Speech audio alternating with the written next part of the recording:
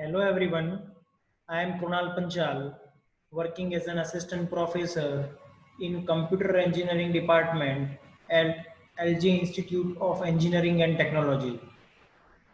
Welcome all to the video lecture series of operating system with respect to the syllabus of Gujarat Technological University.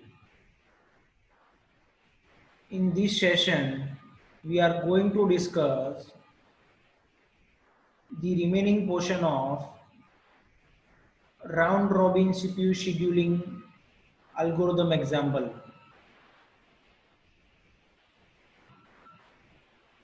So in the previous session, we have discussed the part 1 of this example in which we had 5 different processes with its arrival time and burst time, and we had executed this task by considering the round robin CPU scheduling algorithm in which we have taken time quantum is equal to 2 units. So in the last session we have discussed how we can draw the Gantt chart by considering the primitive round robin CPU scheduling algorithm. In this particular session, we are going to calculate the average waiting time and average turnaround time based on this set of inputs. Okay, so let us carry forward this value and the Gantt chart that we have discussed in the last session. Okay, these two we are going to consider as an input to find out the average waiting time and average turnaround time. Okay, so I hope it was clear to you, in which we had 5 different processes, and these 5 processes are scheduled in the CPU in this way. Okay, by using time quantum is equal to 2 units. Okay, so now let us discuss how we can calculate the turnaround time. So how we can calculate the turnaround time? So we already discussed in the previous session. Okay, if you want to find out turnaround time, turnaround time is nothing but total time in which it consider the waiting time as well as burst time. Okay, so turnaround time is equal to, we can say, waiting time plus burst time. Okay, so that equation we can use one more equation of turnaround time. So turnaround time is equal to completion time minus arrival time. Arrival time of different process which is given to us as an input. Okay, this table I have taken from the previous slide. Okay, so arrival time we have that we can fetch from the table. Okay, and completion time is not given as an input, so that we need to find out. So how we can find out the completion time?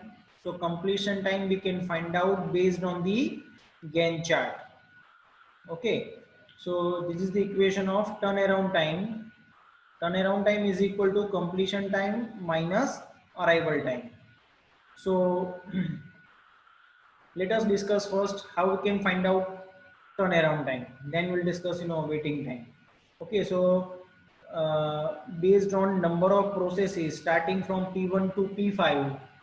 Okay, I have put it over here in sequence, and the individual process completion time is what? How we can find it out completion time based on the Gantt chart. So P1.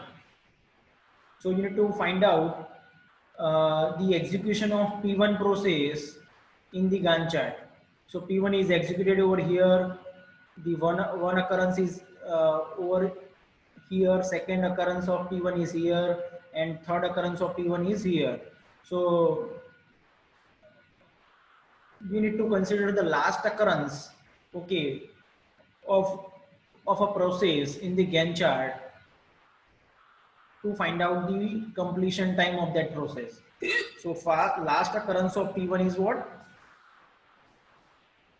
At this particular place, the P1 has finished its execution. So that's why the P1 completion time is what? 13. At 13 milliseconds, or you can say unit of time, P1 completes its execution. So P1 completion time is 13. Same way P2. Last occurrence of P2 is this. So 12. The completion time of P2 is 12. Now P3. Last occurrence of P3. P3, yes, 5. 5 is the completion time of P3. P4. Last occurrence of P4 is this, 9. Okay, P5. Last occurrence of P5 is 14. This is the completion time of P5, which is nothing but 14. Now, if you want to find out, completion, now it is very easy because both the value we have for different process, completion time as well as arrival time. So completion time of P1 is what? 13 minus arrival time of P1 is 0. So 13 minus 0 is equal to 13. Same way, completion time of P2 is 12 minus arrival time of P2 is 1 is equal to 11. Completion time of P3 is 5 minus arrival time of P3 is 2 is equal to 3. Completion time of P4 is 9 and arrival time of P4 is 3. So 9 minus 3 is equal to 6. Same way, in the case of P5 process, the completion time is 14 minus arrival time of P5 is nothing but 4 unit time. So 14 minus 4 is equal to 10.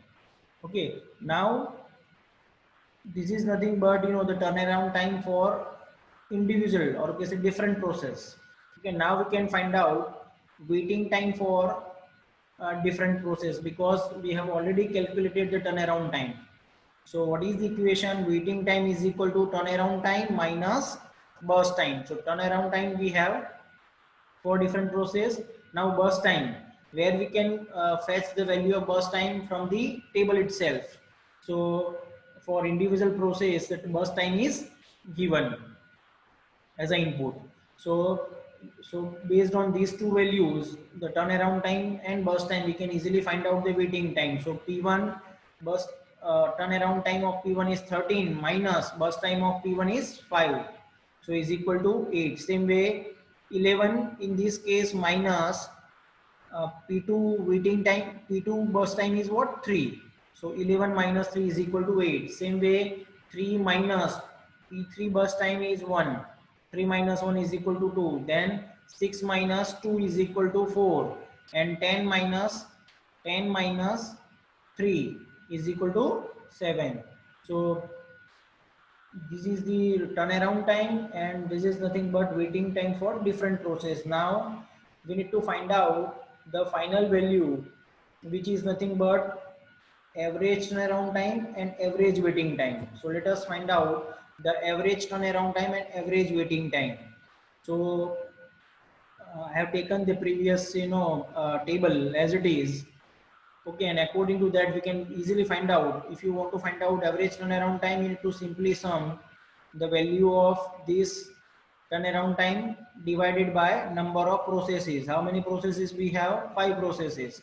So 13 plus 11 plus 3 plus 6 plus 10 divided by 5 is equal to 43 divided by, if you calculate, the final value of average turnaround time is 8.6 unit. Okay, same way, if you want to find out average waiting time, so you need to sum 8 plus 8 plus 2 plus 4 plus 7 divided by number of processes, which is nothing but 5 in this case. So if you calculate these things, the final value of average waiting time is 5.8 units. So in this way you can find out the average turnaround time and average waiting time. Okay, it is somewhat simple to calculate these values, but before that we need to find out, or we can say we need to draw the Gantt chart, which is very crucial, okay, to execute in a proper way. Because if you, as I told you many a times, if you did any mistake in Gantt chart, definitely your output would be incorrect. So this is all about, round robin CPU scheduling algorithm. I hope it was clear to you. Thanks for watching this video. See you in the next one.